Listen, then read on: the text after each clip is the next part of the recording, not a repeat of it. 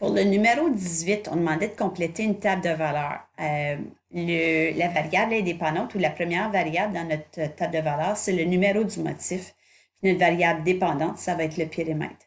Regardez bien, au périmètre, j'ai ajouté les unités de mesure. Donc, au lieu de mettre partout dans ma table de valeurs que, par exemple, ici, le périmètre, c'est 3 cm, ou le périmètre du deuxième motif, c'est 6 cm, on met les centimètres, ici, notre unité de mesure, en parenthèse, à côté du nom de notre variable. Donc là, pour compléter, j'ai juste à calculer le périmètre. Le périmètre, c'est le contour. Donc, on voit le motif 1, un périmètre de 1 plus 1 qui donne 3 cm. Le motif 2, je peux prendre une autre couleur pour que ce soit plus évident. Ça mesure 1 plus 1, ça fait 2. Donc, les côtés ont 2 cm de longueur. Donc, si je fais le contour, je vais avoir 6 au total.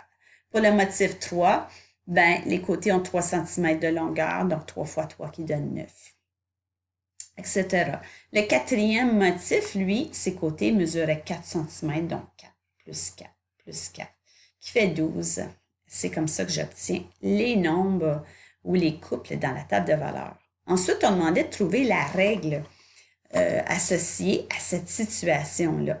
Regardez bien le lien entre cette situation-là et celle des suites arithmétiques. On voit que quand x fait un bond de 1, quand la variable indépendante fait un bond de 1, la variable dépendante, ici, qui est le périmètre, fait toujours un bond de plus 3. Donc, le A dans la règle, ça va être 3. Et ici, et le plus B, c'est le terme au rang 0. Donc, s'il y avait un terme qui précédait ici, on fait 3 moins la raison, donc moins 3 qui va donner 0. Donc, c'est pour ça qu'il n'y a pas de terme numérique dans la règle. On n'oublie pas que quand on trouve la règle, c'est bien important de faire une légende avec nos variables. C'est ce que j'ai fait ici. X, c'est le numéro du motif. C'est toujours la première variable dans notre table de valeurs. Et Y, ça va être, ici, dans ce cas-ci, ça représente le périmètre du motif. On aurait pu même ajouter que le périmètre du motif, c'est mesuré en centimètres. Quand il y a des unités de mesure à nos variables, on les met en parenthèse. Ensuite, on demandait de trouver le périmètre du motif, du 114e motif.